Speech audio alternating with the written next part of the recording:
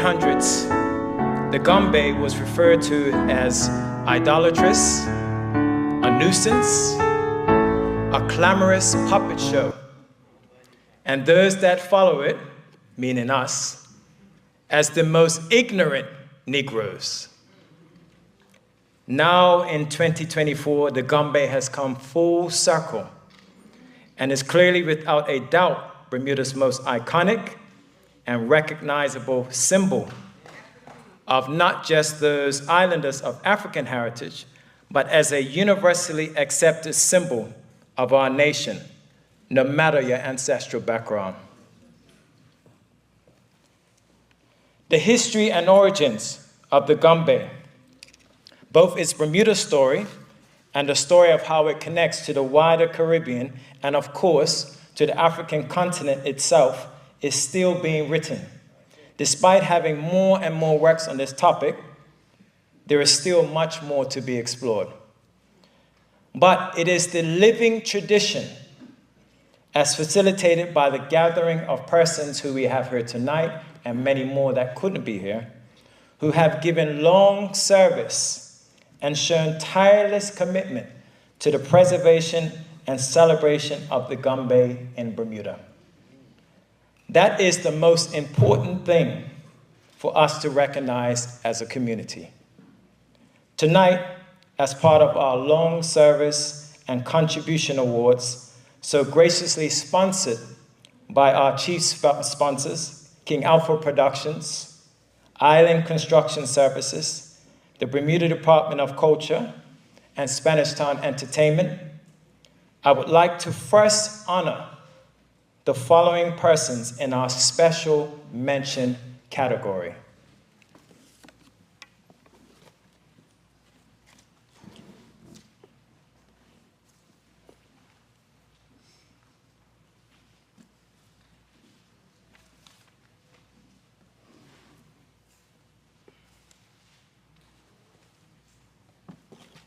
And I don't know where I put my papers. That's all right. The following people, I would just like for you to just come up and just stand on this side so we can honor you for your special contributions. This is just a special mention category. Miss Louise Tannick, please come up.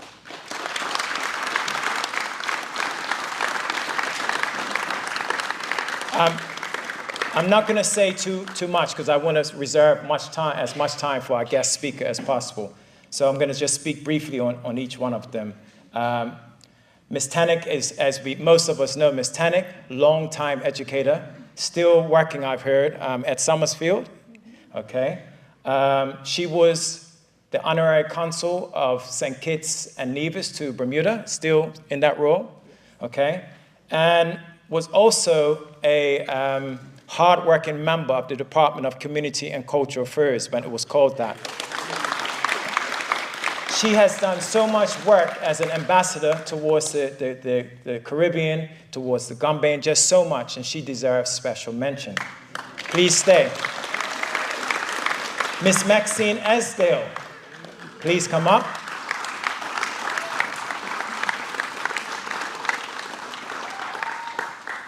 This is my aunt. She didn't know I was going to invite her tonight, so she's probably very embarrassed right now. But Miss Esdale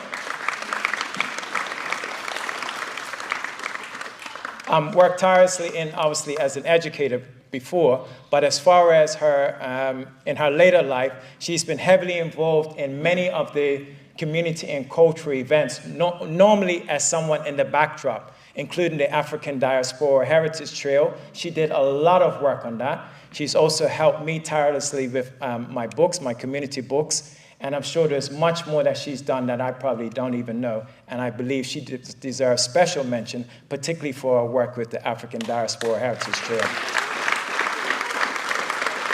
Mr. Gary Phillips, who's not here tonight, I haven't seen him, but we all know that Gary Phillips is always willing to come out and speak on the Gombeys, and he worked with the Smithsonian exhibit when they came in, noted Gombey historian. He's been recognized before, but I had to mention him as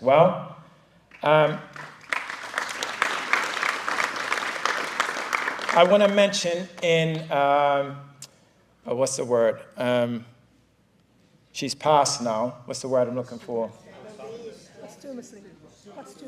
Posthumously, Miss Louise Jackson. I invited her daughter, but I only got to her late because I couldn't find her mobile. Hopefully she does turn up. But Miss Louise Jackson, who has been honored multiple times before, we have to call her name. We have to remember the ancestors. Miss Louise Jackson, as we know, she wrote a book early out. Her book's called The Bermuda Gombey, Bermuda's Unique Dance Heritage. She was pivotal in the film Behind the Mask, which is something a resource that we all can go to when we're learning about the Bermuda Gombey. She received an OBE for her services. We have to call out the name of Miss Louise Jackson. And finally, he thought he was only coming here to sell books, but Mr. Dale Butler, please come up.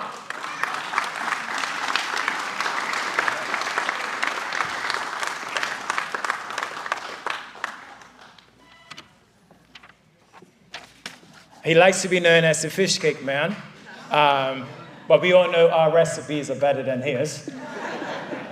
But Mr. Butler, as long as I've been alive, has been involved in the preservation of our memories and our history. He's worked tirelessly to produce books which can be given to our youth, which can preserve the heritage and memories, because a lot of the stuff is oral. It's when it's put into books that it really becomes valuable to our youth. Some of the lesser-known personalities, people like, the famous runner. Come on, Mr. Butler. Who did you write about? The runner?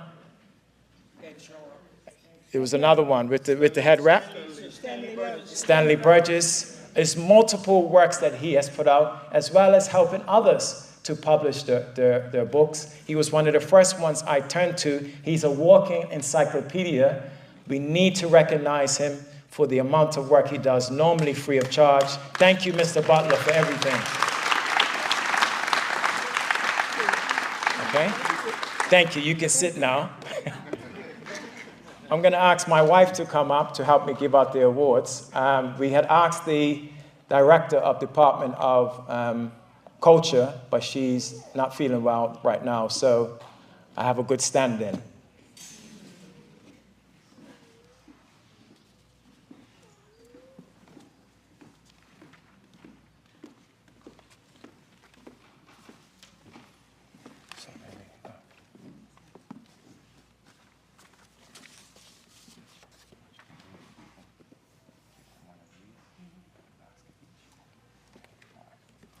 This is my wife, Basira. She's visiting with me from the UK, so she's going to assist me.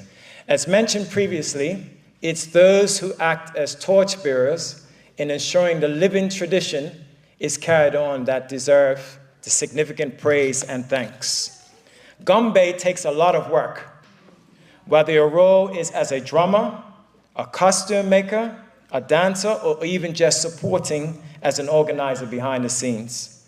We would like to honor the following persons for the consistent demonstration of commitment and their long service to the preservation and celebration of our local Gombey culture. I'm going to start off with my good brethren, Mr. Robert Wilson. Please come up, stand up for me, sir.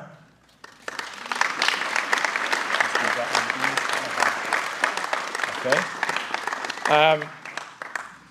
When Mr. Warner was alive, Alan Warner Jr., I was associated a lot with Alan Warner because I had an organization with myself and my brothers called Ethiopian World Federation, which was based on Angle Street, and he was located in that area. I think Mr. Warner, did he live basically on Angle Street or was yeah. So he just came in and helped to guide us. And we got involved a lot with his Gombey troupe. We went out to Spanish Point where they practiced. He asked us to help out. I consider him one of the elders, and that's where I first met Robert. From many, many years, Robert has been dancing, he's been helping, he's assisting. He's now formed his own Gombey troupe with Gombey Captain Baleo Bins. I asked each one of them he says years in Gombey, 42 years, okay?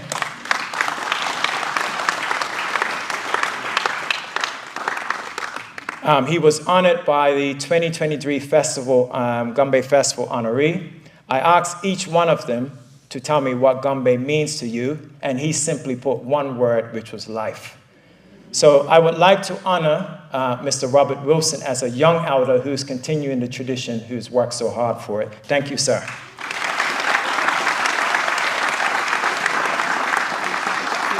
Can we show them what it's...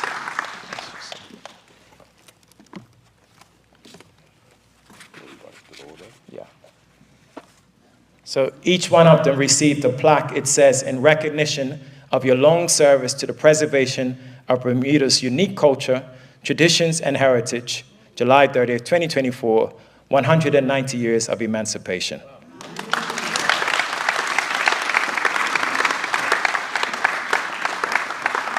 Thank you, sir.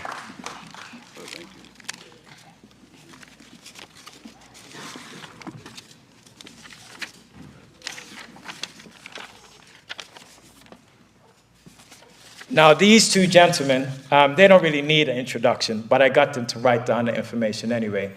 Again, as long as I have been, following the Gombeys, which has been quite, since I was a boy, I saw these two brothers, and they're literally brothers, isn't it? When you think of the Gombey drummers, for me, we know that they're in a vibe when they're in that trance. Yeah, when our professor, he hasn't been able to see the Gombey, but we know what we're talking about when the drummers get into that trance, when they're not really even zoned into either you or me. So I would like to recognize these two brothers, Mr. Dennis Parsons and Mr. Andre Parsons.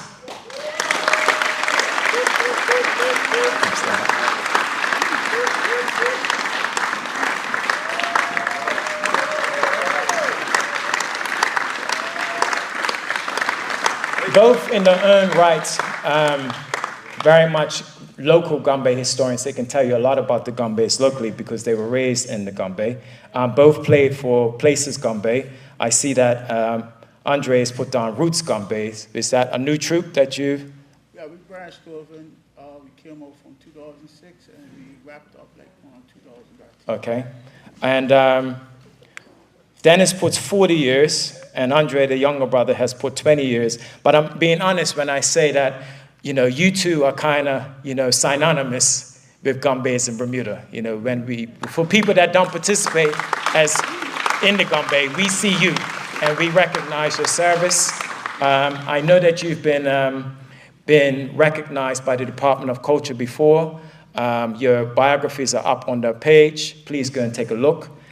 What Gombey means to you, Dennis said, the rhythm of the drum, and Arthur says tradition and Bermuda's national treasure. Please let's thank these gentlemen.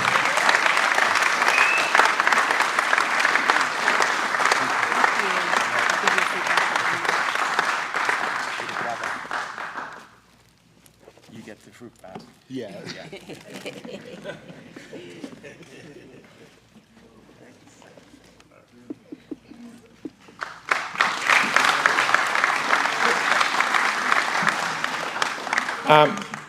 I haven't seen him come in. I asked Ivan to keep a lookout for him. I don't know if he's somewhere out there. But I also wanted to recognize young elder Mr. Sean Casey, who's not here. I don't see him in the audience. Obviously, he represents H&H, longtime dancer, now captain, veteran in the Gombey. He also makes costumes.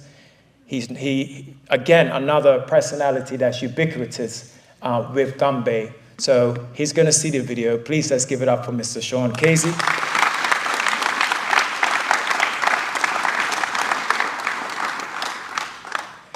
Now this young man, who's actually an elder to me, he actually said, no, you need to recognize my brother. But his brother is not here, so he's going to accept it on his behalf. And that's Erwin Trott. This is the younger brother, Ivan Trott, who's going to come up on his behalf.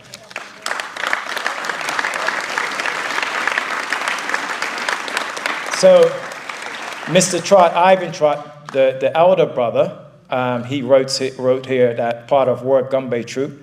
He's a dancer. He's been dancing for 56 years and is still active.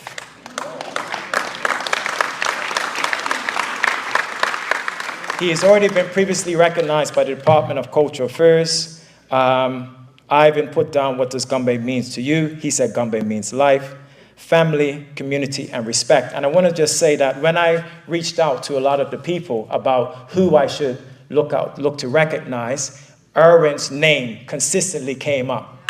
Yeah, Erwin's name consistently came up. So he obviously has meant a lot to people and has carried on the tradition. So we thank you for that long service. Let him know. I will.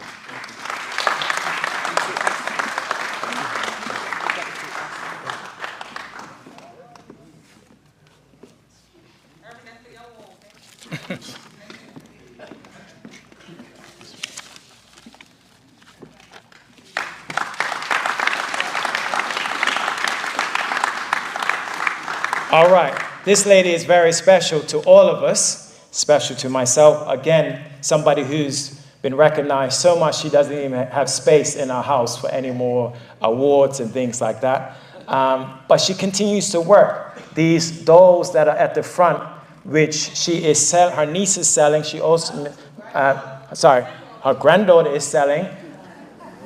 The honoree also has these special ones at the front. One's a cup match doll. What can you say? What can you say about this lady? She's a costume maker, a master costume maker. She makes them all by hand. Okay? She's a Gombey historian. I went to her house just to invite her, someone and so on. She put out a scrapbook. I said, don't even do it. We don't even have the time right now. I'm going to go back. I'm going to record her and get her down on camera because the amount of information that she has is so abundant. So we're going to recognize tonight Miss Janice Warner Virgil and her brother, Mr. William Llewellyn Warner, who we know as Termite.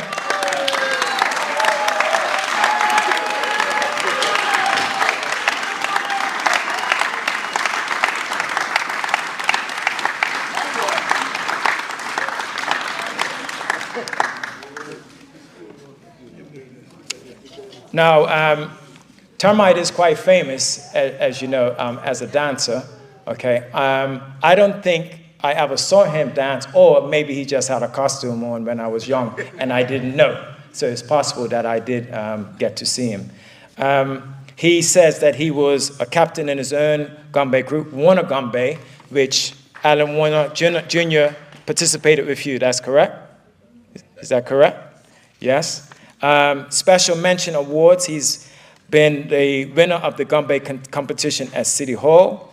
And what Gombey means to him, he says, as the father, as one of the founders in Bermuda, was John James Warner. He came when he's 9 years old from St. Kitts and used to dance with Norfolk Gombeys, then left Norfolk and started a group. This is deep Gombey history, and Miss Warner is going to tell us more about that on the video that I hope to do. We really appreciate your service, Mr. Termite. To his sister, Janice Warner Virgil, and her lovely husband. Miss Virgil has been honored by the Queen. She showed me her Queen's badges. She also has a Queen's certificate. She has a certificate from the Premier. Which Premier was it? Or was it all of them? Okay. She has a Lifetime Achievement Award. And I think the Medal of Honor was the one that I mentioned, okay, from the Queen. Premier Brown, okay. She is known as the Grand Dame of Bermuda Gombey costume designs. She went to Washington, D.C. for 2 weeks to represent the Bermuda Gombey tradition. That was with the Smithsonian. She teaches Bermudian traditions in schools. She's worked at Gombey festivals and done presentations around the islands. She's worked with Gombey troops and made costumes for over 70 years and is still going. What does Gombey mean to her? It means love of a family tradition and love of her country's tradition. It's part of her life. Please give it up for these two.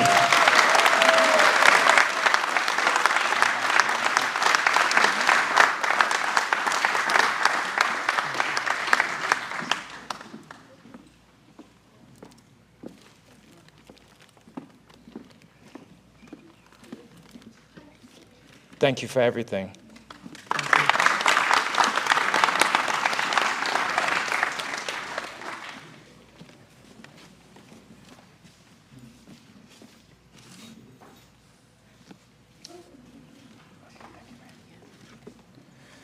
Okay. To go through the history of these honorees would require a special lengthy presentation for each one of them. Their involvement and lifetime commitment to the Gombey, all of which started when they were very young, is just too detailed and rich to be justified by any short ceremony as we are doing tonight. We've already done this, but I said, please let us rise and pay homage to the outstanding service by a resounding round of applause and a collective Ayo. Ayo! I want to let you know that that word Ayo, from my research when I went to the Ivory Coast, is a word that they still use over there today. So don't think it's just something that we just made up. Okay, Ayo, from my, I have a good friend over there. When he heard me saying it, he said, hey, you know we use that word. I said, really? He said, yes, it means hello. And it's a call and response. So they say Ayo to somebody, and they say back, I think it's IE or something like that. It's a very powerful word. For those that are interested in learning more about these Gombey honorees, I encourage you to visit the outstanding biography page of the Bermuda Department of Culture's Gombey Festival honorees to learn more about the rich history. We just don't have enough time to go over each one tonight. And please talk to them after the event.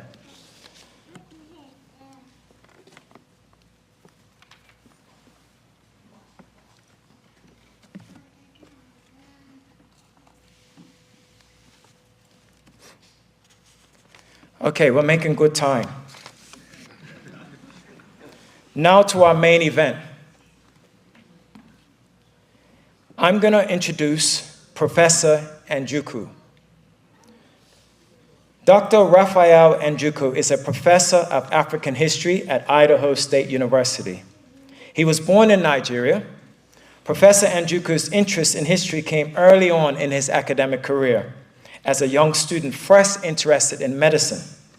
He was encouraged by one of his university professors to take a class in African history, and due to his academic excellence in that subject, was encouraged by the professor to take another course. Before long, instead of pursuing a degree in medicine, his sights had turned fully to African history.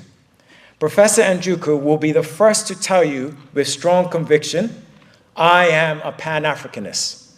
He can speak with clarity on well-known personalities within the Pan-African space, such as Kwame Nkrumah, Sheikh Anta Diop, as well as other lesser-known figures who supported the Pan-African movement, such as the Reverend Martin Luther King Jr.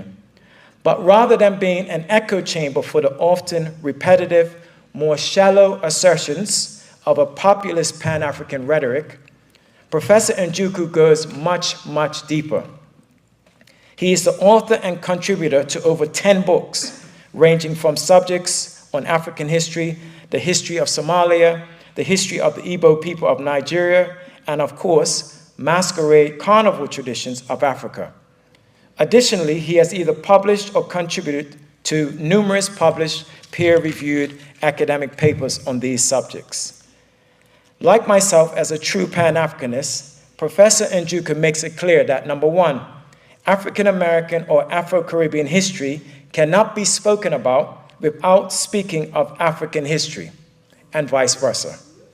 Number two, that the living traditions of masquerade, such as the Gombey, are not just African history in living color, but also they hold actual keys for rebirthing the rich culture and values our ancestors were robbed of so long ago. Having recently spoken as a special guest of the Swiss government in New York, as well as traveled to Panama as an invited guest, we are truly in for a treat tonight. Please join me in welcoming Dr. Raphael Njoku.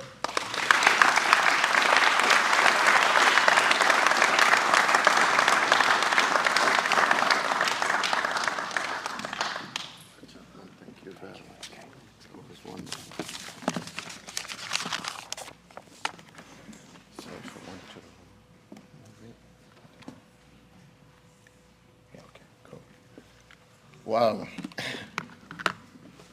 Thank you very much for coming. I cannot thank you enough. For a long time, this is the first time I have been among very happy people. And I don't take that for granted. I really appreciate it. Thank you. Thank you, Bermuda. Thank you, Dr. Chapman. I can't say enough about Dr. Chapman. He's a very creative person. And over the past 2 days, we have been chatting like friends. I didn't know that he was researching my background and putting all these words together. So you have a very illustrious son in him, and I can't say enough about him.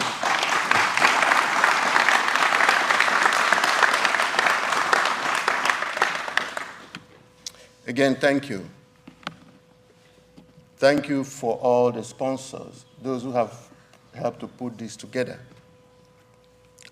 There is something special about Gombey in my heart. And there is something special about masquerade. Whether we are talking about the masquerade of the African diaspora or the masquerade of Africa. And I want to make this clear in case you are not a person of African descent. Other cultures of the world, whether we are talking about Japan, India, China, the Native Americans, the Europeans, all of them have some kinds of masquerading and masking culture. So it is universal. There is no denying about that, so that we don't get ourselves involved in unnecessary argument. Masking, masquerading, the attempt to disguise your appearance or something's appearance, probably to portray something that is not there or false, had been human culture, had been as long as human society. If you go back to ancient Egypt as well, you see murals that left ideas about masking in ancient Egypt. And we are talking about a civilization that was 3,000 years ago, or 3,000 BC, so about 5,000 years ago. Among the Native Americans, they also have their Day of the Dead. And they model in their arts, they model dead people with closed eyes, just like the Egyptians were doing, because the mask of Egypt had closed eyes as well. And then here we have a kind of picture of the European masks, the mask of Venice. I hope I could find it very easily. Yeah, sorry. Okay, back. And one of the theories about Caribbean, the origin of Caribbean masquerades, is that it came from Europe, the Italian carnival, the Italian masquerades. Of course, British masquerades, French masquerades, and that the origin of Caribbean masquerades could be traced back to the European masquerade. So why I'm taking time to elaborate on all this is that I don't want to be misunderstood. But these masquerades were not African masquerades. African masquerade is different. And I'm going to explain why and how.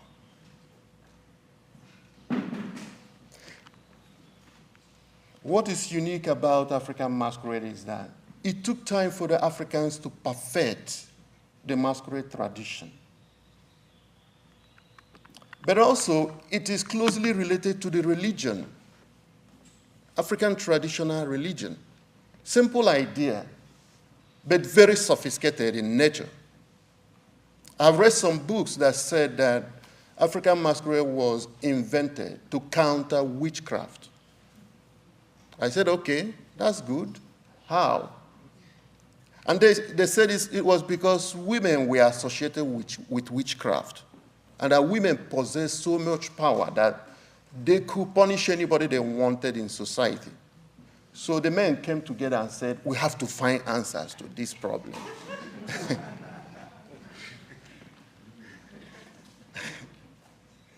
Yeah, men are always looking for answers to dominate. So they invented masquerades. And then at night, they will use the ideology of masquerade to hunt down witches. I said, okay, so women are witches. What about wizards? So we don't want to make it sound like women or witches are only the problem of African society. Wizards are there, they do their trade. So that explanation does not travel very well or very far in terms of the invention of the masquerade. And then there is another explanation, the omnipresent theory, which goes deeper into the religion of Africa. In the African traditional religion, the world goes in circles, cyclical, round. And human life goes in circles as well. So we live here, we die, we go to the other world, the world of the unknown, the world of the dead, the world of the ancestors. But it's not a free traffic. I don't just die and then become an ancestor. For me to be an ancestor, you have to live the good life. You have to be a good man. You have to be a good woman. Otherwise, you will not be admitted into the world of the ancestors. They say the spirit will be hanging around and miserable. So that made people to aspire to live the good life so that they can become an ancestor when they die. If you commit suicide, you are not becoming an ancestor, because in the African traditional religion, suicide is not allowed. It's not permitted. It's a bad example. And there is an ideology behind it, which makes people to live their life in full. Early in life, they tell you that the world is created in twos, binary world, good and bad, men and women, poor and rich. As the Igbos will say, if a polo, another polo, one thing stands, another will stand. It means that the world is full of challenges. So whichever one you get at any point in time, you live with that. And then you wait for the circle to turn, and then your fortune will turn. So you don't lead to suicide. You know that every point in time in your life is a continuous movement. And then you move to become ancestors. And in the African traditional religion, no matter the kind of society or the ethnic group, it's the same. We might have different names. We have the Almighty God, God the Creator.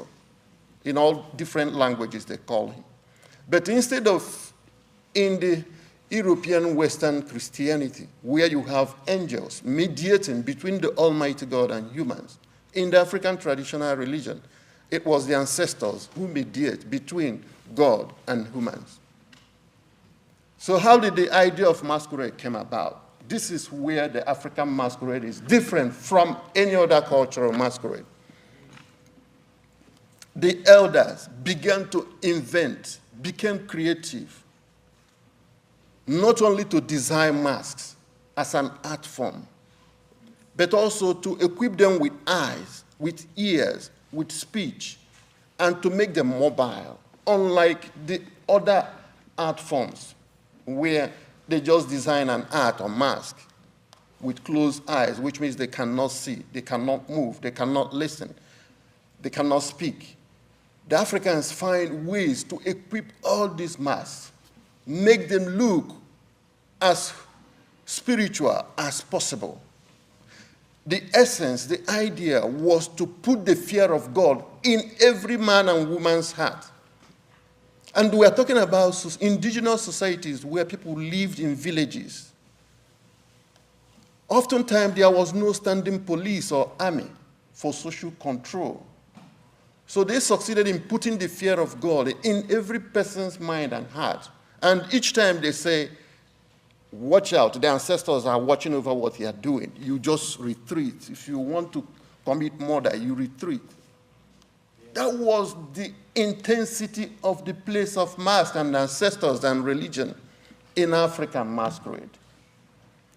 And I have said this in my book. Instead of looking for Venetian origin or any other origin. No, life began in Africa. Culture began in Africa. Masking began in Africa. And I have identified where the masking tradition began. I mean, I used the concept of multivalent origin of the mask, which means different cultures everywhere. But the particular one I'm talking about is found primarily in the Cross River Basin, which is southeastern Nigeria and southwestern Cameroon, the Cross River Basin. And why am I saying this? There you see democracies, societies without kings, which means there were centers of power. Women had their own power, their own society, their own life. Women could arrange their politics without men interfering.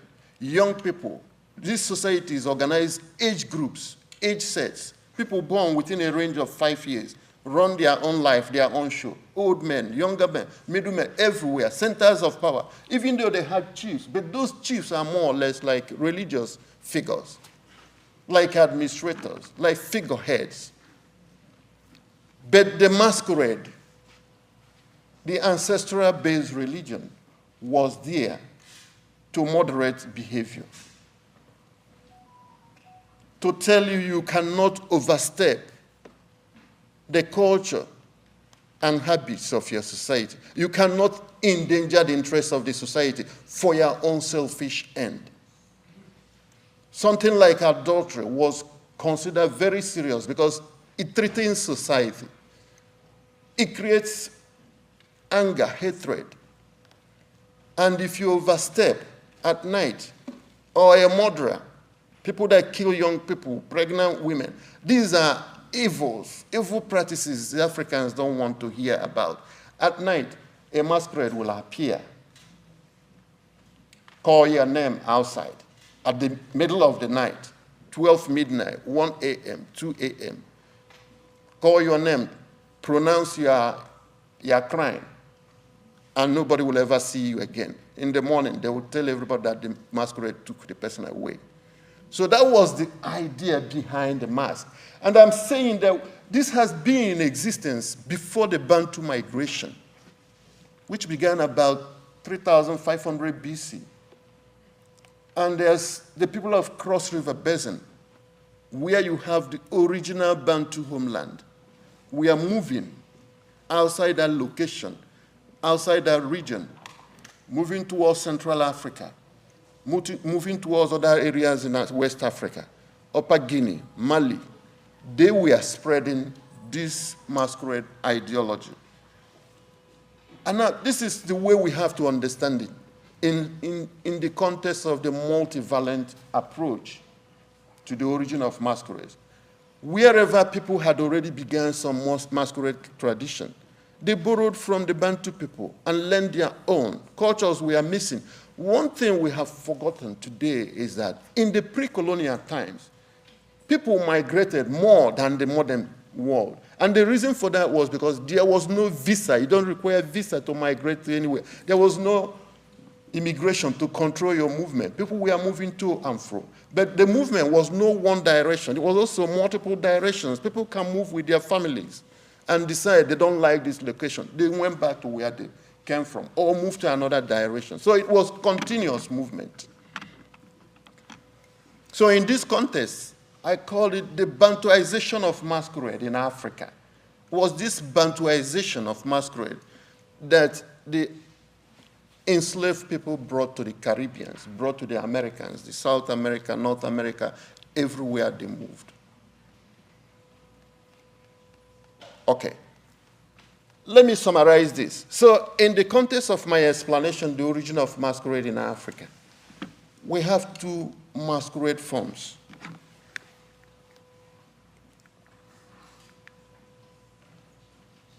We have two masquerade forms. One is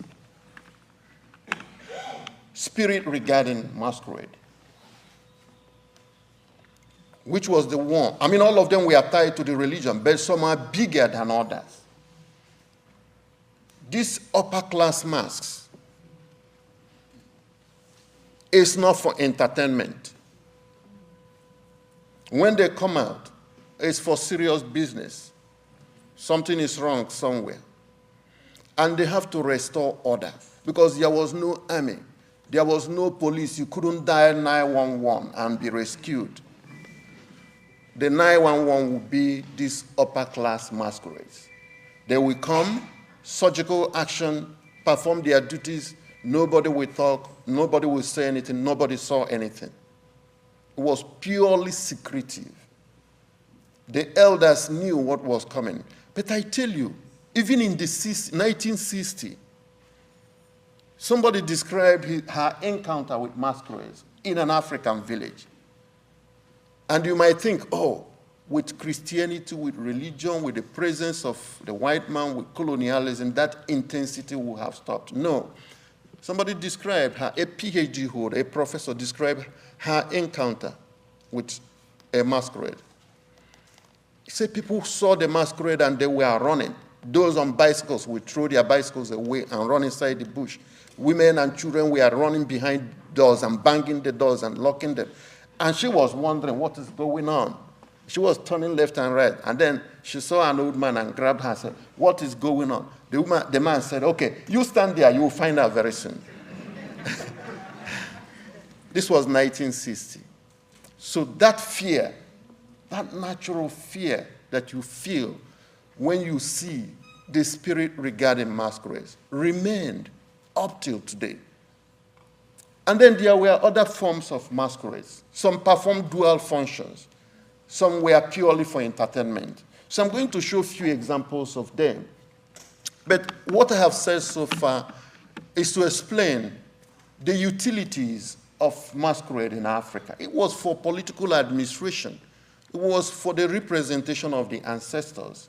It was for convocation of, just like we put up statues for prominent people in society in the Western world in the pre-colonial times. Eminent men and women, you will convocate a masquerade in their honor. Masquerades also appeared for rites of passage, whether it was naming ceremony or baptism in the Christian religion, or time for marriage, or time for becoming a man. It was always performed by masquerades because the whole idea was that the ancestors would visit to bless you because you are transitioning from being a child to being a man or being a little girl to being a woman. And those transitions come with responsibilities. But the demand regarding art forms were for entertainment. And those ones traveled far and wide because they related with people more than the spirit regarding art forms. And people related with them. Those are the ones people could gather at a center, a civic center, a village center, and the masquerades will entertain them. And men and women could join at the corners and dance with them or move around. Mobile ones will go around the village, enter people's compounds or homes and collect some money or some gifts. Those were regarded as the man regarding art forms. Okay, let me just show a few examples. The first one by the left, Ajofia Masquerade. Just like as the name says, you know that it's not for play, it's not for entertainment. I mean, you see this one on the way, God help you at night. You know that something is seriously wrong. Some of them don't come out maybe once in a year, maybe once in 2 years or 3 years, depending on the occasion. See the ones in the middle that look like trees. Those are associated with people in Burkina Faso. They are also not for entertainment. And then the one on the right side, that one has historical significance. If you look at them, some of them they are carrying guns and dressed like police. This is an adaptation during the colonial period. And one thing that happened during colonial period was that this kind of culture, exercise of power and authority, was negotiating with the colonial powers, colonial authority, and there was fight all the time. The British in Nigeria, for instance, branded them executive murderers. and they would shoot some of them. The fight, the struggle for authority was so much that sometimes they used guns to fight the masquerades. But what was happening was because of a counter-ideology. So Christianity came, and they divided the society.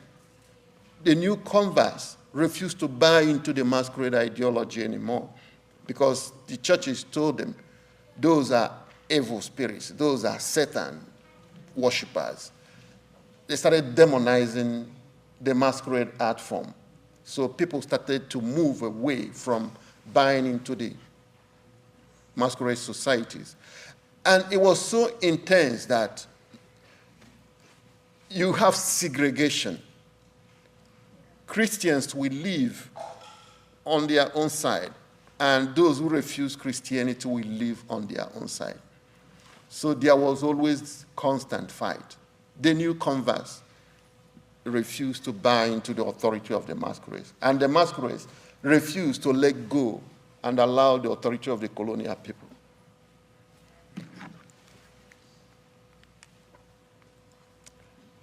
And here you have the man regarding masquerades, Olaga on the other side, and the Ijele. I'm going to show you Ijele later in colors, which I feel, both of these, I purposely chose these two examples because they also show us a little cue about Gombey tradition. Look at the headdress and the cap of the Olaga, and then the Ijele on the other side. Is the most beautiful and probably the biggest masquerade ever played in Africa. And just like you have masquerade companies and societies here, so we also had in Africa. Some were controlled by the village or by the town, but young people also formed their own masquerade clubs or groups, and they were competing for power as well. Like the Ijele was run by the elite, because it costs money to be a member of the Ijele. And because of the size and colors and how big they were, to be a member of the Ijele secret society and to be associated with the Ijele masquerade was kind of status symbol. But Olaga was for entertainment, but sometimes it might play some religious purposes, especially when maybe a member dies. The masquerade will come and bury the person and talk about the person's life and achievements. At that time, it's not open to everybody. Otherwise, the Olaga will come to the village center and satire some people, participating in social commentary, talk about ills of society without fear. So among those who played the Olaga masquerade, they say if a king started behaving badly, they will put on the Olaga masquerade and talk to the king. So they don't fear the king when they put on the Olaga masquerade. And when the Olaga plays, it's all democratic. No, you don't fear any status, rich or poor. It doesn't concern those who play the Olaga. They will just tell you, call things how they were.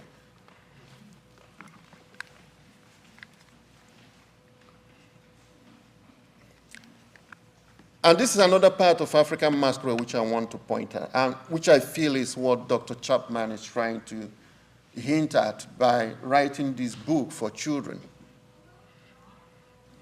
So because everything about African government, social control, entertainment, music, dance had a lot to do with masquerades.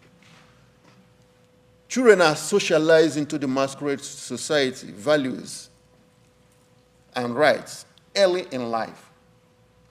I played masquerade myself, so I have a lot of knowledge about it. I'm going to show you the masquerade I played. But you start early in life. I grew up in the village with my grandmother. I came from a family of 11, so we could have formed a football team. But I don't really like suffocation. I felt like staying with my grandmother would give me a little space from living in a 5-bedroom house in the township with my siblings. But that gave me opportunity to learn a lot about the local culture. So you start learning and start playing kids masquerade. I can really construct them, I can really build a masquerade, but not with woods as the experts do it, but because we learn all this as we are growing up. So, but we play it as early as possible, 3 years, 4 years, 5 years, growing up. You continue playing with your age group until you undergo the rites of passage and become an adult. Then you can then do the real thing. But I tell you, even though I did it, I don't know all the secrets. Some of the things they do were hidden depending on your age. And women could participate to a certain degree, but you must be a grandmother, for instance. At that level in life, you have seen everything, and you can keep secrets. Because the whole essence was to keep secrets, so that society will continue to run in a peaceful way. And these were the most peaceful societies in the world at this time. Democratic, no police, no army, but things were functioning perfectly for everybody. And there were no crimes. Okay, this is the one I played, Okrosha. Very interesting, very interesting masquerade. It was for entertainment, purely for entertainment. But sometimes also it plays dual purpose. It was one of the most popular masquerades among the Igbos. Almost every society, every village had Okrosha festival. And you can see how they dress. So I was looking at Caribbean masquerades and Gombey masquerades, and I saw mentions of where the headdress could be. You can construct boat or house. The Okrosha could do that in the pre-colonial period. It depends on the kind of mask you want to be constructed for you. And each mask was meant for the dancer. If the dancer dies or moves away, nobody plays your mask. When the dancer dies, there's a whole lot of ceremonies and rituals, and then the mask will be destroyed with a machete and cut into pieces. So it depends on how you want your own mask to be designed. So the Okrosha festival was very, very popular and very interesting. There were other hidden ideas. Some people say, oh, before you play the masquerade, you have to undergo some spiritual preparations. Now, whatever that meant, I don't know, because I could do the one in my village, and my friends could also invite me over to another village to play. But my grandmother was always warning me, be very careful, they could kill you. But they didn't, thank God they didn't. Okay.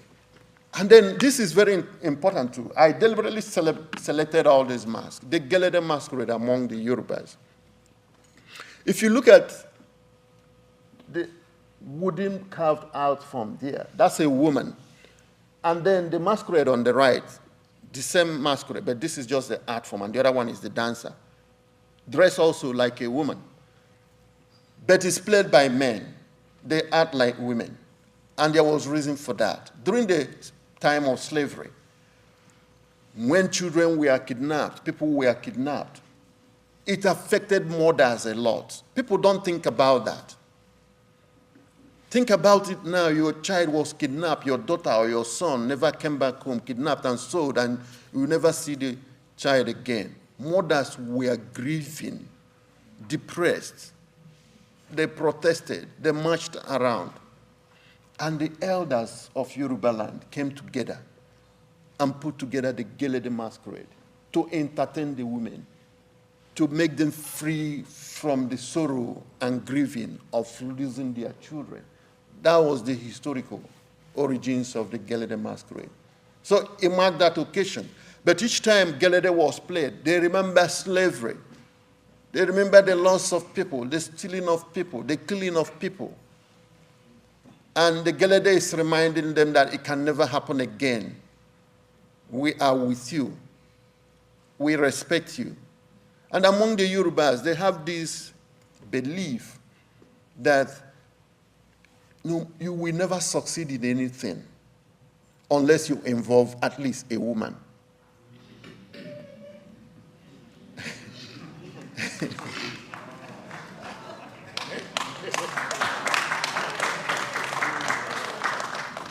And that is true. And that is true. Because women have this extraordinary power and foresight. They can see further than us.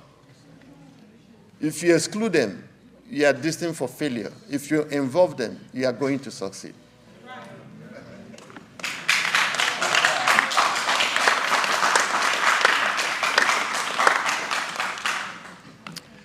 Okay, let me talk a little bit. I mean, I have emphasized some of the points here. I don't want to take all the time so that we have a little time for question and answer. But regarding the origins of African Caribbean masquerades, there are so many theories there. I've talked about the Venetian theory. And we see this idea, this European origin of Caribbean masquerade idea in the early colonial writings. Planters' diaries and journals, court records, colonial records, they emphasize that. Now, I am not trying to say some of what they said there were not true. They might be true. But the point I'm trying to make here is that the Africans who migrated with their indigenous culture. Now, when they arrived in the Caribbean and in the New World, other parts of the New World, and possibly during Christmas time or Easter time, they saw the privileged elite, the planters, playing masquerades in the European style. What will you do if you were an African when you see that? You will laugh at them, is that not true? You will just laugh, ha, ha, ha. They think they know what they are doing. Then let's show them masquerade. That was what happened. They saw them and said, so you are doing masquerade, right? Okay, we're going to show you masquerading. That was it. We know that they borrowed, but they were not in Africa, so they don't have access to the art form, the media. So they had to invent something here, make use of what was available, put something together. That was how Caribbean masquerade came about. And then you look at the theories. Some of the theories say, oh, no. When the Africans came here, they lost everything in their head. Tabula rasa. They came as tabula rasa. I say, how can? Even in Pavlov's dog theory, the dog is not even tabula rasa. What about human beings? Just like saying me coming to the US, I'm tabula rasa, I forgot my culture. It's impossible. So that didn't happen. But thanks to the Hescovists who started talking about cultural transfer. And my interpretation of it is that you can forget something momentarily for 2 days, for 1 week, for 1 month, and then you recall. Memory comes back. It can go and come back. And then you put things together. But the whole idea was not to fully recover the practice in Africa, the African practice. No. You are now in a new environment. You have new materials, not the ones you have in Africa. You have new society. The African elders are no longer in power. They don't control the politics. Somebody else is in charge. But within the little space, the enslaved people were allowed to operate. They started recreating their inherited culture, sometimes blending with the European culture and the Native American culture. That was what happened.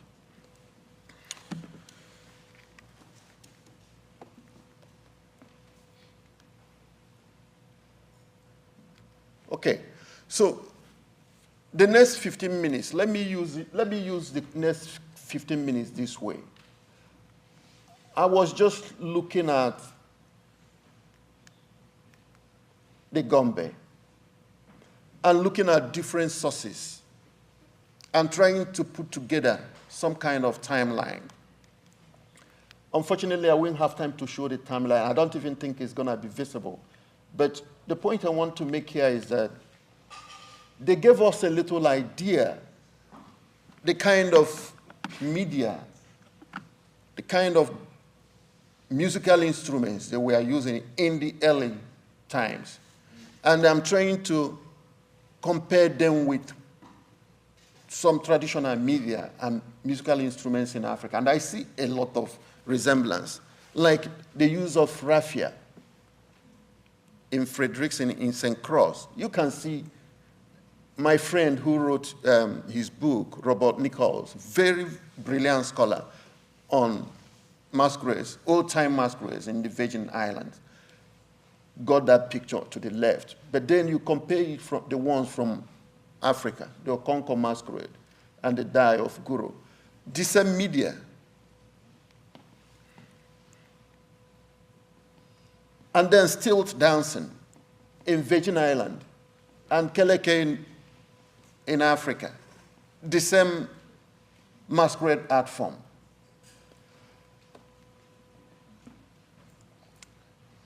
And then you look at Epo.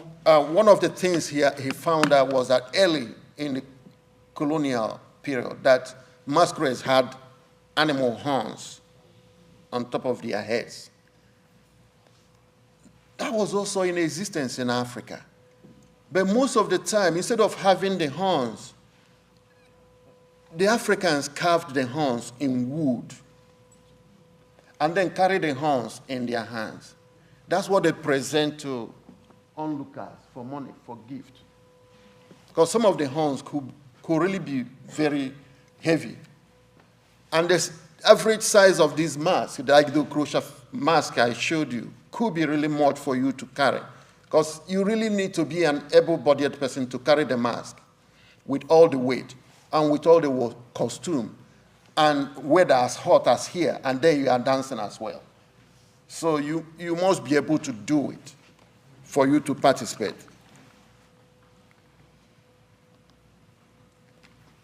And then we come to Bermuda Gombey. You know more than me about this. So I'm not trying to pretend that I know better than you. You have done a lot about Gombey. But my question is, what is Gombey? Is it a musical instrument? Or was it a musical instrument, a rhythm, a history, an art form, a dance, an institution? The answer is that it has been all these. Because Gombey was originally a form of drum, African drum, was also a rhythm. So you see the transitions, how it has changed. And the way I defined it in my book is that cultures in motion are like moving stream or moving water, moving stream. They gather their taste and color like we have in an ecosystem. They change as they move from one society to another, from one culture to another. So change is an essence of human life. They will change. The old meanings will transform. The old idioms will transform to suit the contemporary times. That's what Gombey is doing now, transforming. It retains some old values, some old meanings, some old idioms, but also new ones. Adaptation, cleave and compare. We can use the concept of cleave and compare, just like languages change across time. People put new ideas, new words. Languages transform, societies transform. And when we look at the musical links, this is the timeline. We don't have time for that. But reading through Gombey, one of the things that interests me most was that some people are saying, no, the Gombey we have now is not the same during our childhood. And I read one of the authors, Harrington, who said that original Gombey had only the headdress, that the dancers or the maskers wore ordinary dress, which were not covering their faces. It sounded to me that he was responding to this image. But that's from Africa. So probably he observed how the original Gombey was done. No colors, only the headdress. And he actually mentioned something that looks like this.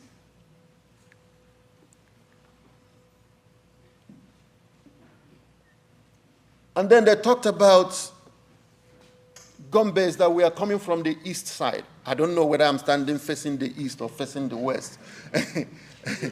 But he said the original ones from the east side, the poor people, that they will move from house to house, collecting some gifts. That's Gombey. That's African Masquerade, moving in the village. I got these pictures in black and white from J.I. Jones' anthropological collection, stored at University of Illinois in Carbondale, but you have to pay money for them to give you. These were collected during the colonial period. They transferred them to British museums. And now, if you are writing a book or you want to use any of them, you have to pay like 200 pounds, 175 pounds. Exploitation. These were not their pictures, but they gathered all of them and carted them, all of them away. But you can see the history here, because we have to write our history, so we have to pay these exorbitant prices just to take the pictures of our ancestors for our own history.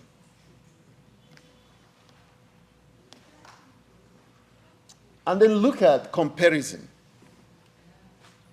Gombey in the 1920s and Gombey today, the color continues to change, continues to transform. And then musical instruments as well. We have heard about how the band was invented by the British. No. Please, no. Music and dance is Africa's gift to humanity.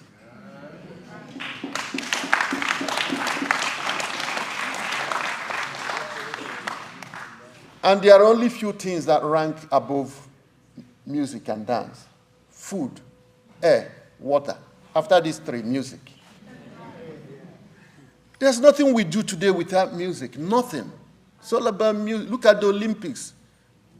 It's all music, music. You tune the TV, you tune the radio. It's all without music, what are we going to do? Life will be so boring.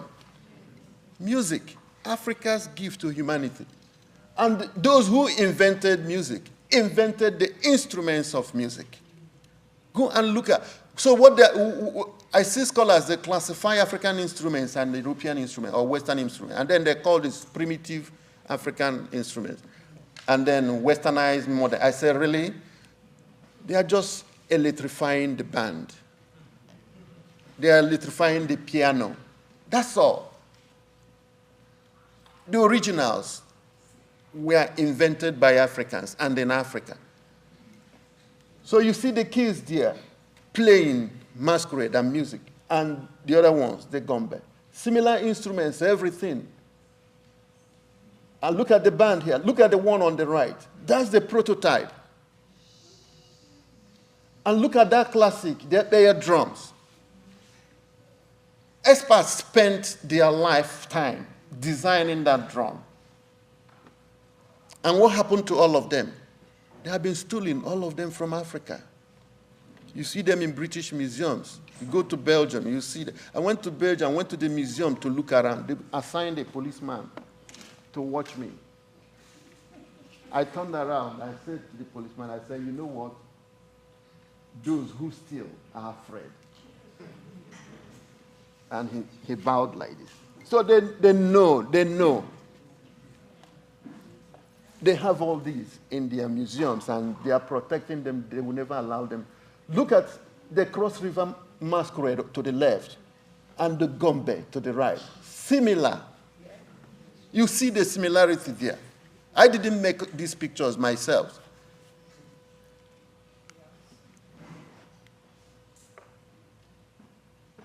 And look at Dulaga and the Gombey. Again, you see the similarities. And that's the Ijele I'm talking about, very colorful. The one to the left, the biggest mask in Africa, very colorful. And you see the same color. And then the one in the middle, I just want to comment a little bit of that, and then we can take our questions.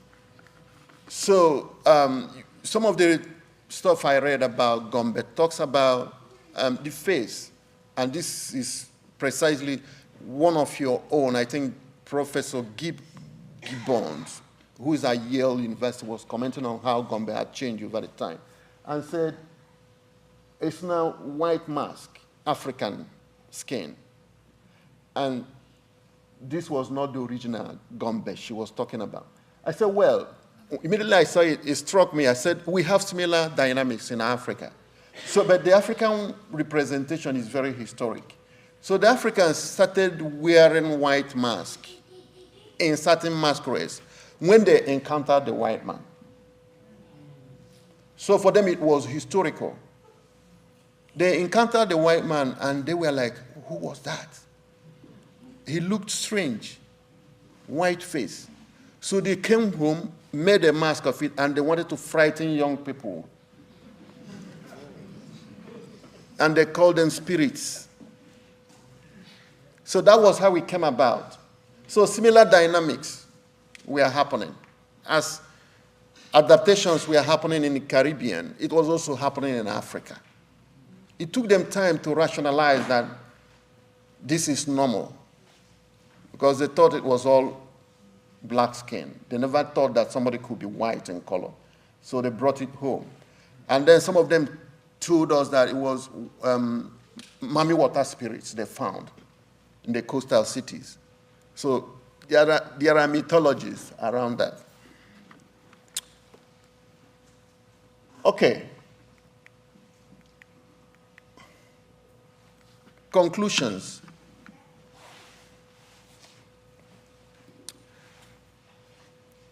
How do we conclude about the phenomenon of masking in Africa and the African diaspora?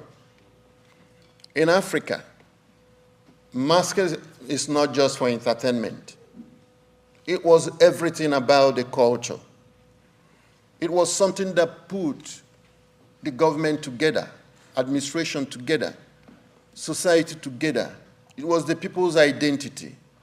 It was all about norms and values they cherish most. It was a tool for education. It was an institution, educational institution. Young people are trained early to imbibe the culture of masking, because it was about the religion also. Because the elders recognized that there must be something that acts to check excesses in behavior. Otherwise, you lose your society, you lose your values, you lose your culture. It was also not only checking excesses of the civil society, but also those in government. If they become too autocratic, masks will talk to them. Masks will act in behalf of the ordinary people. It was also gendered to make sure that certain group of people don't exercise more power than the others. Whether we are talking in terms of women exercising the power of witchcraft or oppression against women, these masks we protest. In the Caribbean, it was also a similar dynamic. As soon as the Africans were made to imbibe or reassert their masking tradition, they began to use that to oppress, to oppose oppression in the plantations, oppose exercise of authority, reassert their identity, and fight for their freedom.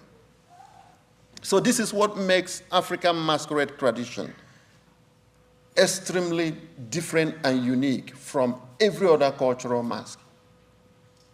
And today, we are talking about how to recreate, sustain the Gombey here and every other place so that young people will maintain the tradition. We not allow the tradition to die, because it has a lot to tell us why we are here and why we have survived centuries of oppression and attempt to annihilate a race and a people. Thank you very much.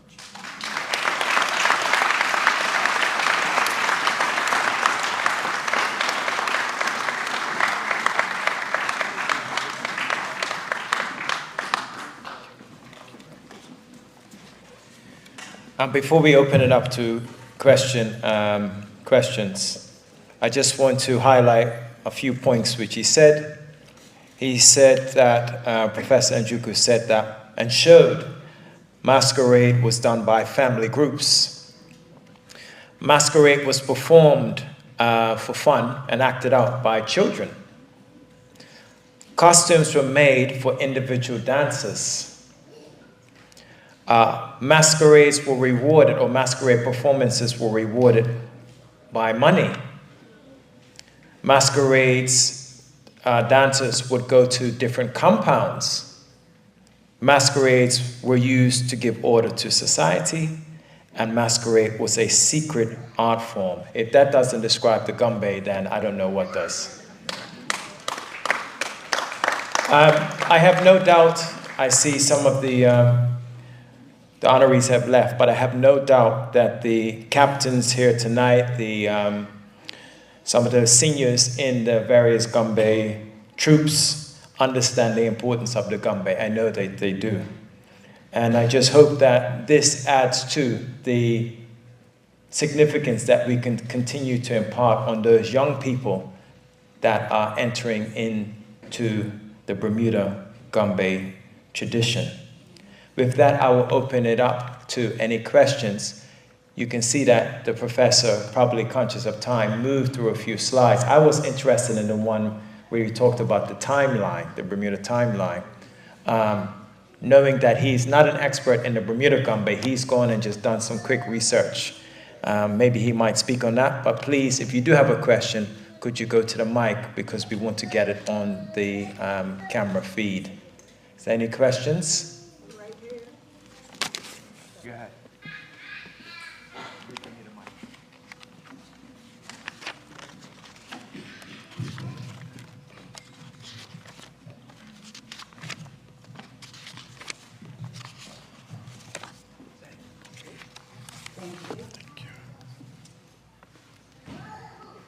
Doctor, I really appreciate the history that you just gave us. Thank you so much.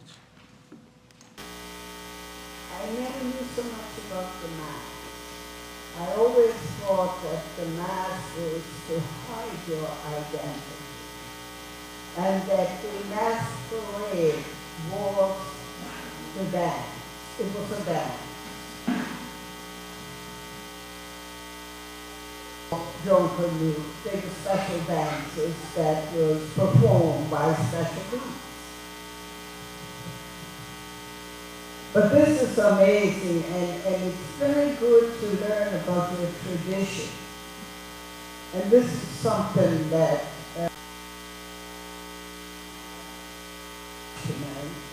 and that I go into the schools and I teach what I know. But there's so much that I'm learning tonight that I didn't know.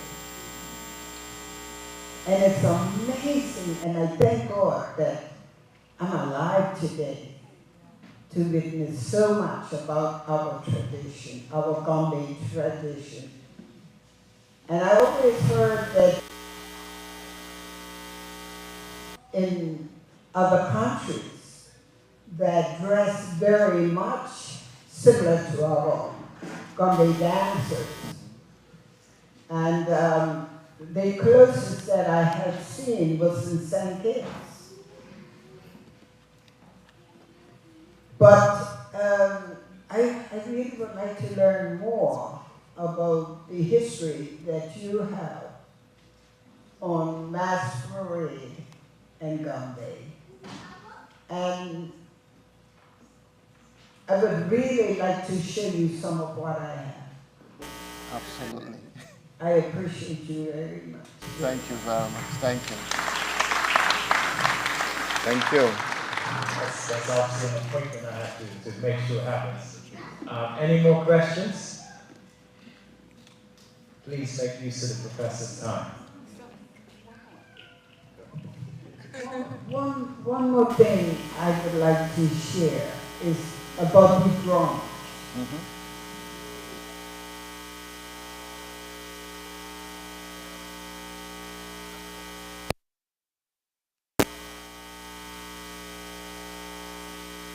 Dancers and captains making their own drums in Bermuda.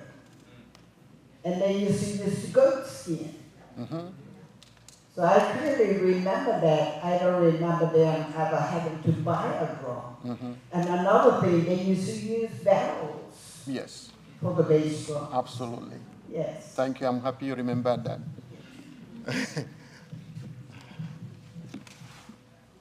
So goat skin is a similar material that would be used on masquerade in the continent as well. Absolutely. Hi, good evening. Thank you very much for your good enlightenment of the Gombey. I've always wondered, the word Gombey, is there a specific place in the world, in Africa, where there's a city, a country, or a village where the name Gombey comes from? Thank you. That's very interesting. Yeah, in Nigeria, in the northern part of Nigeria, we have Gombey. In Maiduguri, yes. But it might not have anything to do with the dance, because those in Gombey don't do this kind of masquerade. Yeah, but in West Africa, Gombey was a kind of drum. And if you look at these early colonial publications by European travelers and planters, they were always mentioning Gombey, an Igbo drum. That's how they defined it, Gombey, an Igbo drum. And then among the people in Central Africa, Gombey means a rhythm, a percussion, a kind of beating. So you see the connections between the tradition here and on the continent. If I can add to that, when I traveled to Côte d'Ivoire, Ivory Coast, they have a dance called the Gombey. Okay. And they also use the word, as I said, Ayo. And I've shared it with Robert Wilson, I've shared it with Dennis Parsons. We had some debates on whether it's similar or not. But the fact that the word, the Gombey, is still in use either as the drum or the dance on the same locations that most of our ancestral DNA comes from, then I think it has some cultural significance. Any more questions?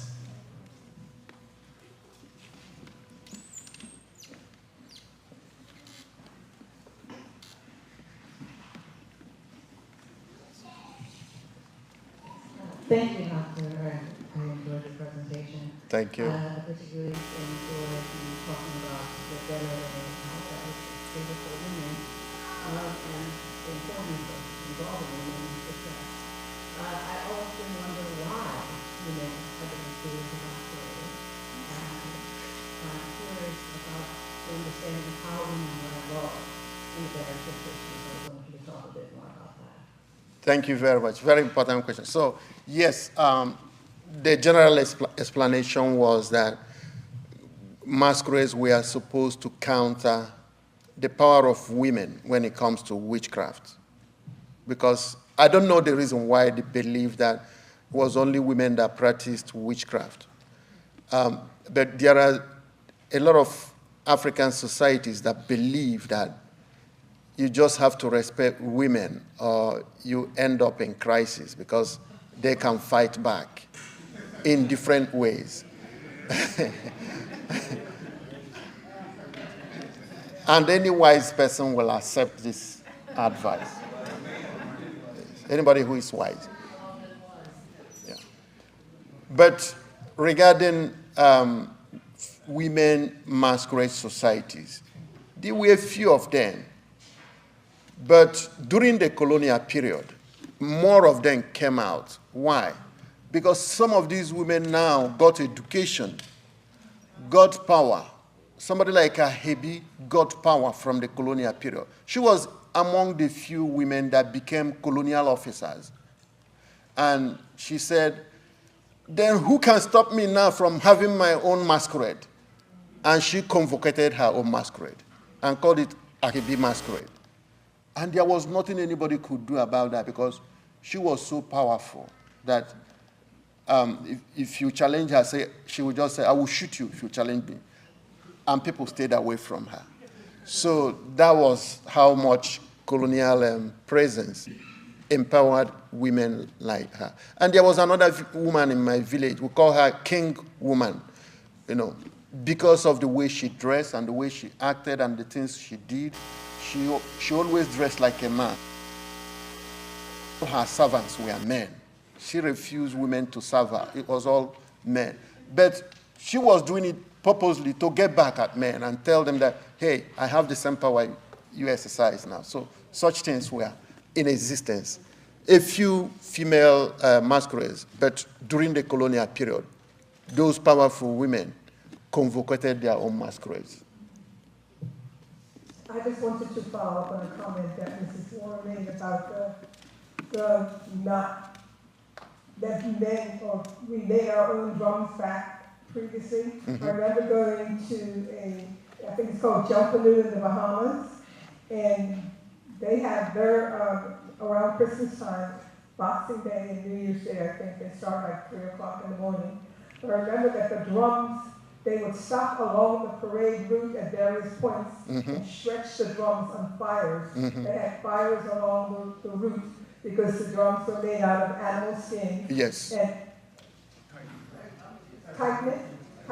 So they would tighten it, I guess because beating it would make it stretch. Yeah, exactly. Right. Yeah. And so I never seen that or heard of that before, but they had along the parade route, which would have been a couple of miles or maybe more, they had fires and the guys would take their drums there.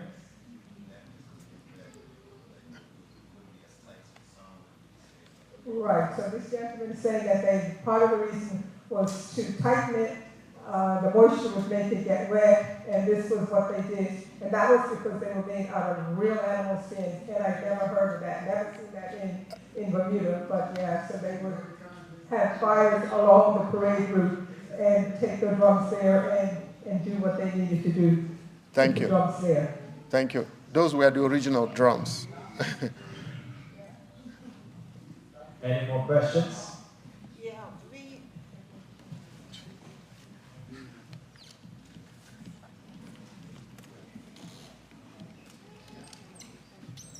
Thank you, Doctor. That was very informative. Thank you very much. Thanks.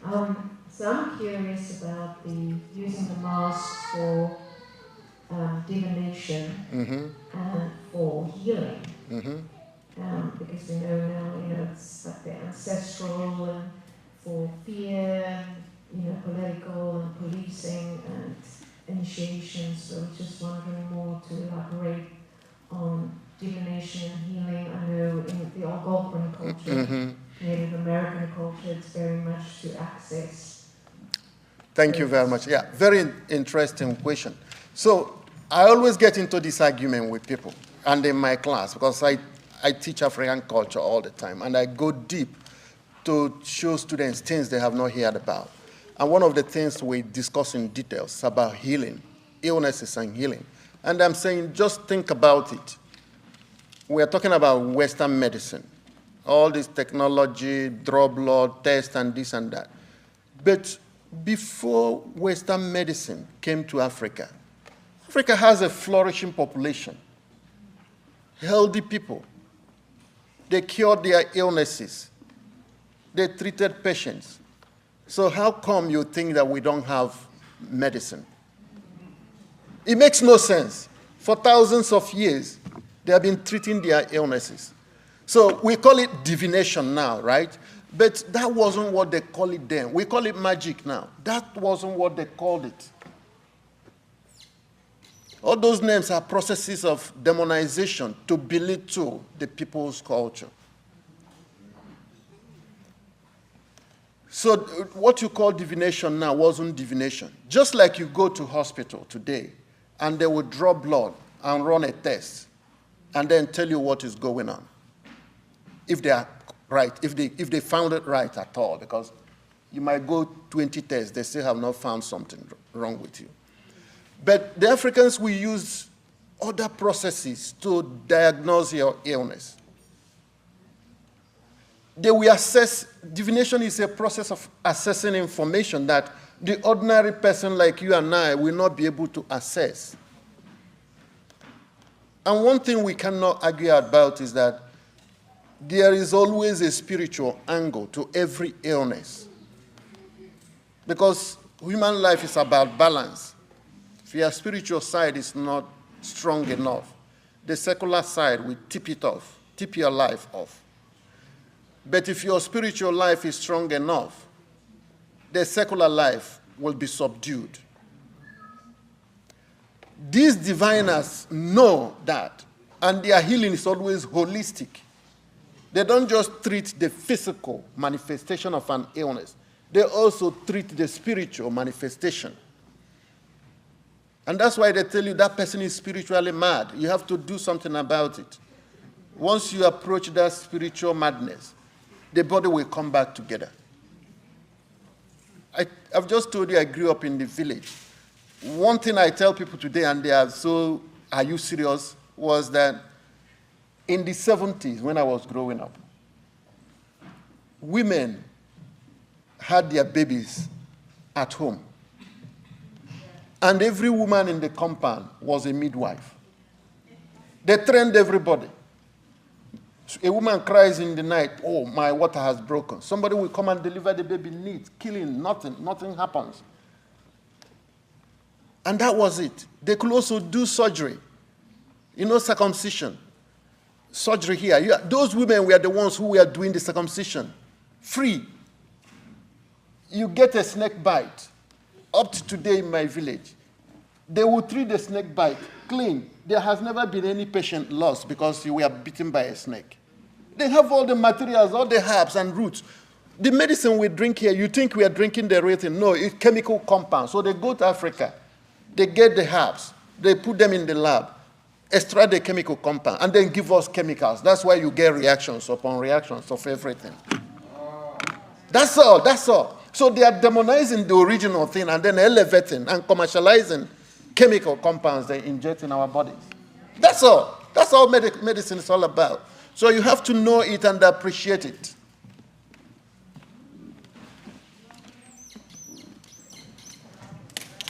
I would like to say something concerning the headpiece with the horns.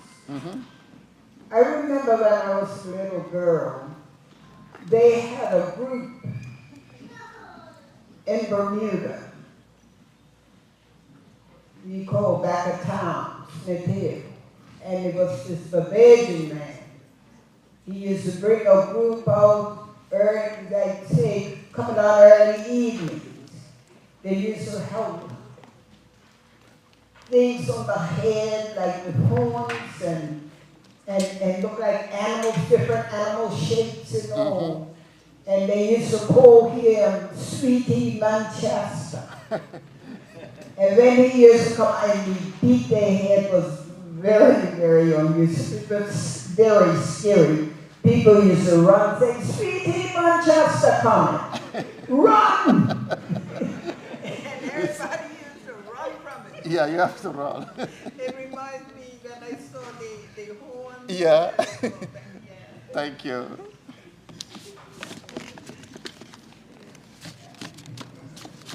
I had a question, which was one of the major concerns that I have is how can we moderate or protect against a lot of the commercialization and tokenism that creeps into traditions like the Gombey. It's a tough one because I know that the troops need funding, and I don't know if you see similar patterns on the continent. So the troops need funding, and so they will go to outside entities and do events and different things like that. But then what happens is the evolution. Before, when I was young, you would only see the Gombeys at certain times. You see them around Christmas time or for some sort of special event. But now you can go obviously to different events and commercial events and different things, and you can see the Gombey. What's your thoughts on? Is it just inevitable that traditions tend to evolve in that way, or is there anything that can be done to moderate that process? Absolutely. That's a very tricky question. I don't have answer to it, but I have seen this, this trend. I have seen this trend on the continent as well. Just for example, when I was at Schomburg Center in New York doing research on Caribbean masquerades, a colleague there who teaches at New York University, went to Mali with some friends. They went to a village, and certain young men approached them and said, hey, we can play masquerade for you for a certain fee. And they gave them a little money, and they played masquerade for them. And they showed me pictures of the masquerade. I was like, my goodness, this could not have happened just about 10, 20 years ago. That's like a sacrilege, exposing yourself, exposing the secrets of the masquerade to foreigners, maybe for $10 or for $20 or $50. I don't know how much they gave them. And then regarding what you just said, so if you go back to Calabar today, the carnival tradition of the African diaspora had gone back to the continent, and they organized carnival teams, masquerade teams, and parade the way they parade in Brazil with modern bands and teams and competitions, and the government even funds that because they make a lot of money. It has been completely commercialized with, hotels and other exchanges and sales, and oh my goodness. So I don't know whether ordinary people like you and I will say anything or do anything that will stop the trend. I think it's part of modernity and westernization, unfortunately. So that's where we are today. We'll take just one or two more.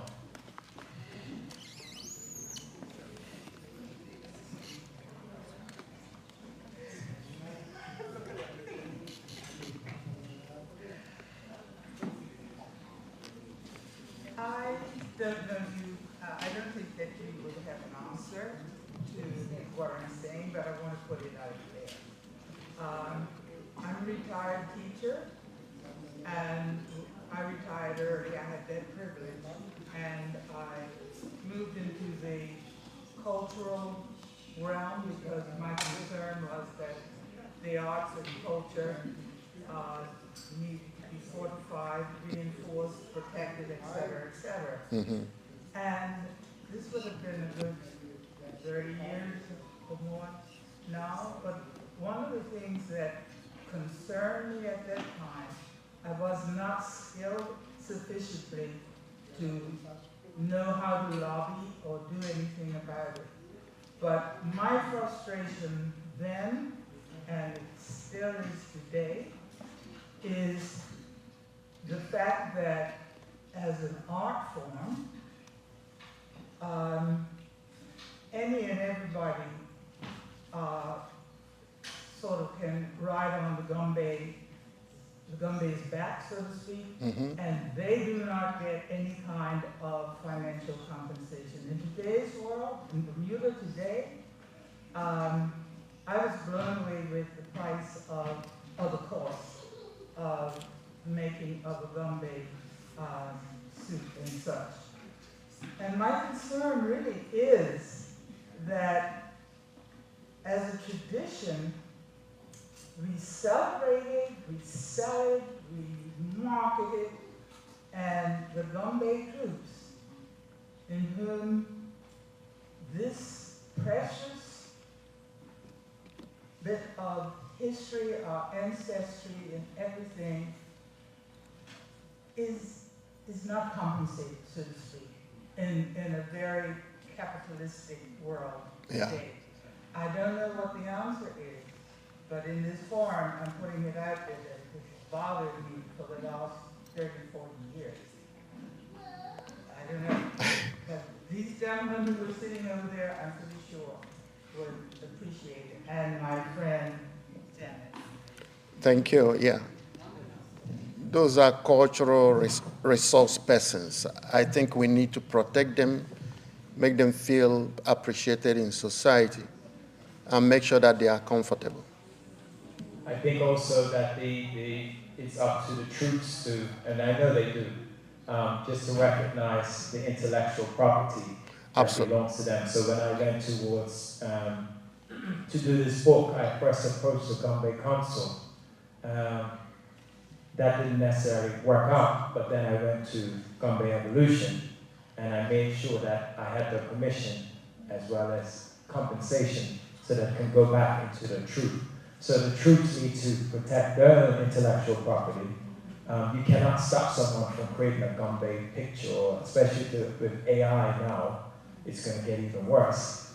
But a big part of it, and I hope everyone supports me in this because I will be taking it further, is just the official recognition of the Gombey as a national icon. That's not going to, stop people from doing different things. You can't do that. But at least it will give, a more significance to what the Gombey actually means to us. I just want to say thank you. You shared with us information that provides knowledge, and when we have knowledge, it builds pride. And so what you did tonight was build pride for us in a celebration that is a part of our lives. Some of us have grown up with the masquerade. Some of us have moved on and we have adopted other countries, and we realize that the masquerading that happens in Bermuda is not just Bermuda's Gombeys. It's a combination of various cultures, various traditions that have come together to celebrate. And I think that what you shared tonight built a sense of pride, wisdom within us, so that we know more of where we originated from, where our roots and celebrations originated from. And so thank you, and thank the organization for bringing this to the fore. Thank you so much. Thank you. Thank you. I think we're going to get a special presentation that Professor had not seen before, so please keep your questions very brief. Last one. I live in Barbados. Oh. We've moved away from a tradition similar to the Gombeys. And what has happened as far as protection is concerned, we've got a group called the Land Ship. That is, you've got junk canoe and you've got the Land Ship. Land Ship is a tradition, and we're trying to get it protected by UNESCO. And what we're trying to do is teach the Land Ship in schools, so kids of all ages in government schools now participate in the Land Ship.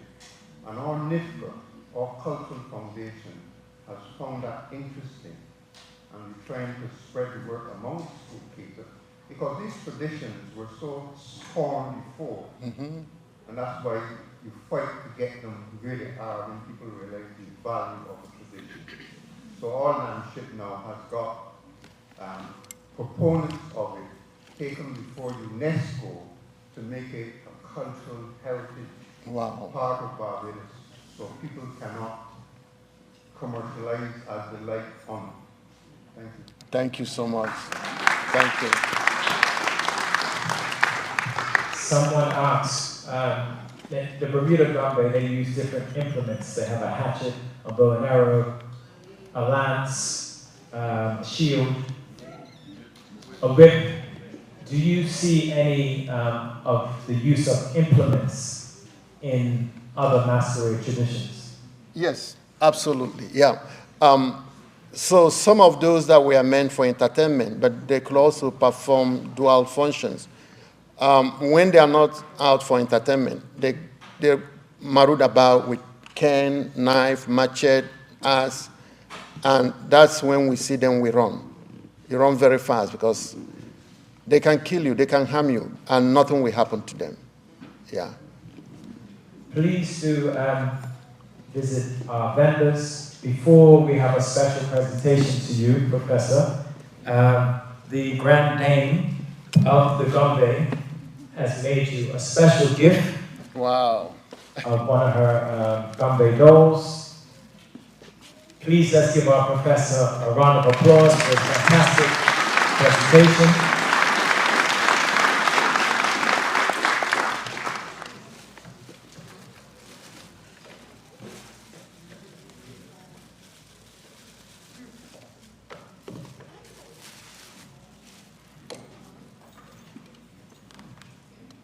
I'm not going to tell you how much this doll costs, yeah? My goodness.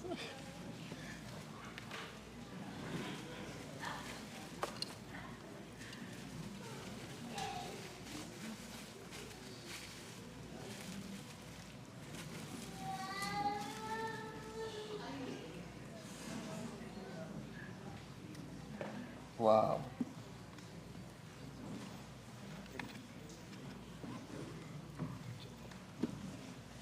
Come in front. Okay. Got a picture. Just hand it to us.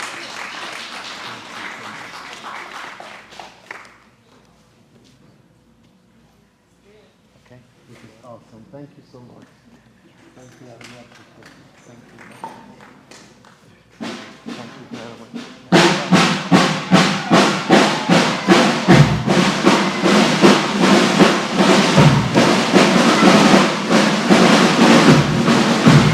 That's the Gombey. Yeah, thank you.